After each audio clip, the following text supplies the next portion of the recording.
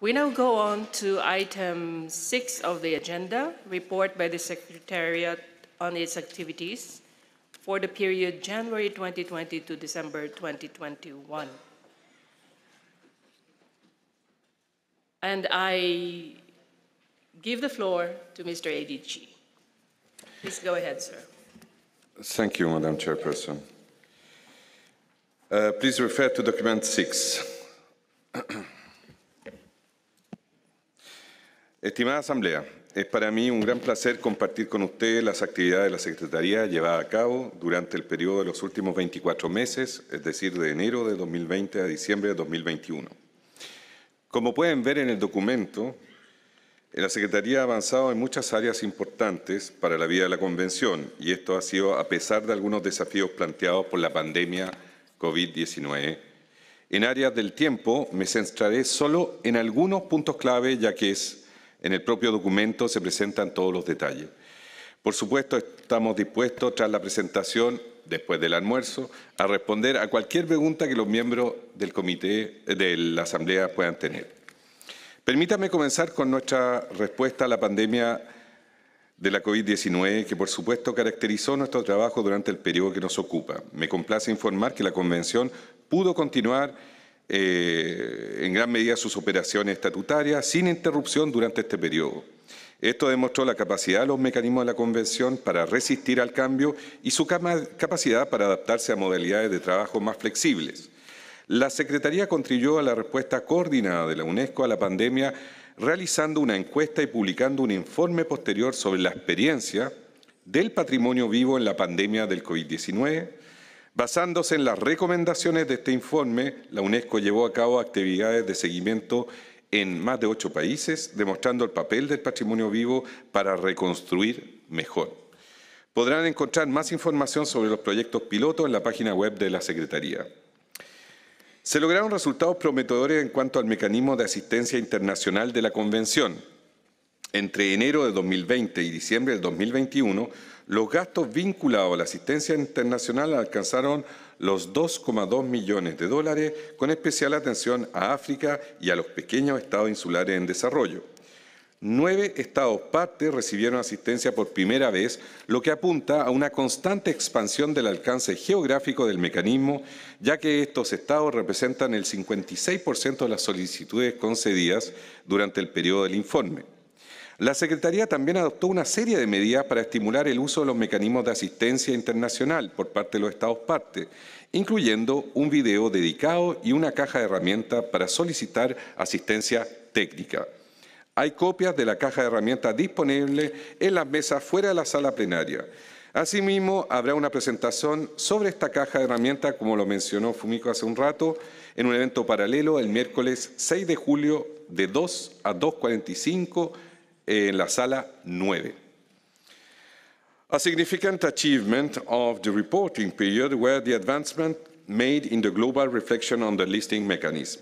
During the last 2 years, extensive consultation have been undertaken, culminating in the present session, where the General Assembly is asked to approve revision of the operational directives. We will review this matter in more detail under item 9, which will conclude the global reflection process first initiated by the 12th session of the committee in 2017 and generously supported by the government of Japan. Another important reform has been that of the periodic reporting system, and as detailed in the working document, we have already seen some promising results. During the reporting period, the submission rate among state parties in the first 2 reporting regions showed a marked improvement of 87.5% for Latin America and the Caribbean and 95.4% for Europe. This is an extremely positive development, which points to the success of this reform to strengthen the monitoring of the implementation of the Convention at all levels. The implementation of the reformed periodic reporting system was already greatly facilitated by the Convention's Global Capacity Building Program, which is in its 11th year of implementation and continues to grow and evolve according to stakeholders' needs. Capacity building for periodic reporting was generously supported by our partners, including Category 2 Center under the auspices of UNESCO. Allow me to mention here that at this point in time, we are still looking for support to allow the Secretariat to implement the capacity building process for periodic reporting for and in Africa. You may recall that African countries are the next to undertake the periodic reporting exercise in 2024, so support is much needed and welcome. With the COVID-19 context, the program acquired valuable experience in online learning. We are building on the lesson learned in the strategic reorientation of the program that is currently ongoing to incorporate delivery approaches that combine in-person, hybrid, and fully online modalities, whilst building an interactive learning platform. One example is the first massive open online course of MOOC on intangible cultural heritage and sustainable development. I invite you all to discover and experience the MOOC this week at the exhibition in the foyer. This MOOC was developed by UNESCO in collaboration with the International Information of Networking Center in Asia and the Pacific under the auspices of UNESCO and the SDG Academy. This course and exhibition were produced with the generous support of the Cultural Heritage Administration of the Republic of Korea. Allow me to play a short video to give you a sense of what awaits you in the exhibition. It will only take 40 seconds.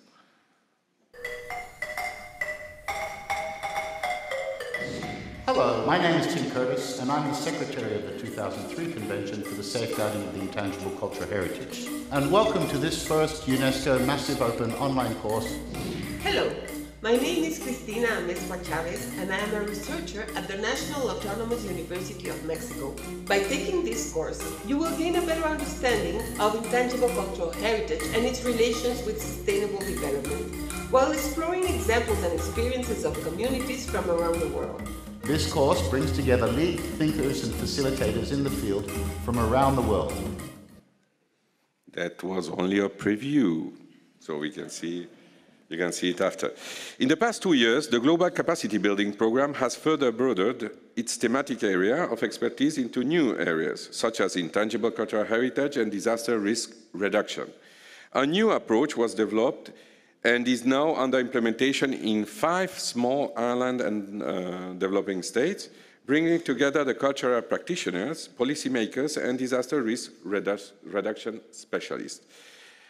With the strong demand for capacity building from all parts of the world, I am furthermore pleased to announce that the Secretariat is launching an open call to expand the global network of facilitators, a resource which has been key to the success of the program over the years. Information on how to apply will be posted on the Secretariat's website. La deuxième priorité de financement dans le cadre de la Convention de 2003, le programme sur la sauvegarde du patrimoine culturel immatériel par l'éducation formelle et non formelle, a également fait des progrès significants au cours des 2 dernières années. Depuis son lancement en 2018, nous avons vu ce programme progresser avec des projets et des activités désormais mises en œuvre dans plus de 50 pays. L'évaluation de l'IOS a noté ses réalisations en matière de sensibilisation et de respect du patrimoine vivant chez les jeunes et la communauté au sens large. Le programme est basé sur une étroite collaboration avec le secteur de l'éducation et il sera crucial de renforcer ce travail intersectoriel à mesure que nous élargissons le programme pour un plus grand impact. Le Secrétariat continue de relever les défis du développement durable en promouvant des approches intégratives qui apprécient le rôle de la culture, y compris le patrimoine culturel immatériel, pour des sociétés durables et résilientes. À cet égard, je suis heureux d'annoncer que le Secrétariat étendra ses travaux à des domaines thématiques émergents, où la sauvegarde du patrimoine culturel immatériel peut apporter une contribution particulièrement précieuse. Ces domaines sont le PCI et le changement climatique, la sauvegarde du PCI dans les contextes urbains et la relation entre la sauvegarde du PCI et sa commercialisation, et nous continuerons à rendre compte aux organes directeurs de l'évolution de ce travail. Mesdames et messieurs, voici quelques-uns des faits saillants de notre travail au cours des 2 dernières années qui démontrent également la nature en constante évolution de la Convention près de 20 ans après son entrée en vigueur. Une importante évaluation a été entreprise l'année dernière par le service d'évaluation de l'audit de l'UNESCO sur la pertinence et l'efficacité de l'action de l'UNESCO dans le cadre de la Convention de 2003.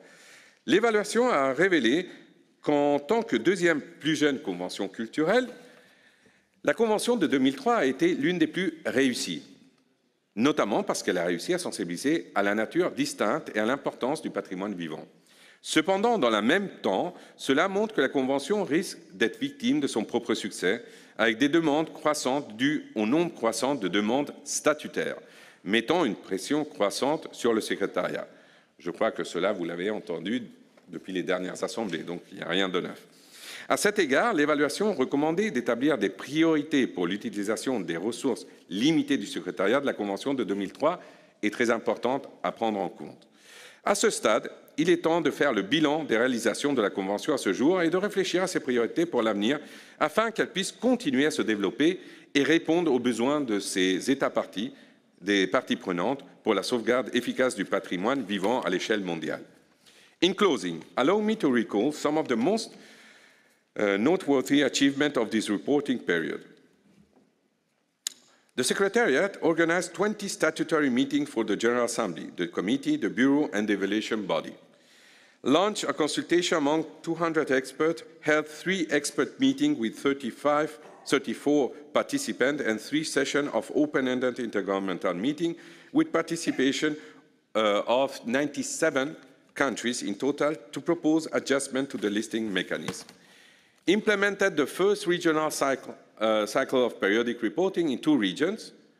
We received and analyzed 28 reports in Latin America and 42 reports out of the 44 expected from the Europe region. Trained 78 national focal points for periodic reporting across 2 regions. Treated 34 international assistance requests, of which 16 were approved during the biennium. Adopted operational principles and modalities for safeguarding intangible cultural heritage in emergencies, strengthened collaboration with the ICH NGO Forum, and processed 46 new accreditation requests, provided capacity building support to 162 member states, including 33 in Africa and 30 in SIDS.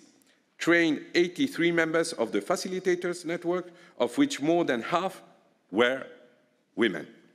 Engaged 140 universities in networking activities for intangible cultural heritage across 4 regions. Launched a clearinghouse for knowledge sharing on intangible cultural heritage and education. I believe this provides a snapshot of the extent and scope of the Secretariat's work in the past 2 years and all that it has achieved in the evolving context of COVID-19 pandemic. Further details are provided in the report, and I welcome, after the lunch, any questions you may have to the Secretariat. Thank you, Madam Chairperson. Thank you, Mr. ADG and Mr. Cortés, for that very insightful presentation. We open now the floor to discussion. No, we go to lunch. And then okay. We go to lunch first, and then we discuss this. Yeah. No objection.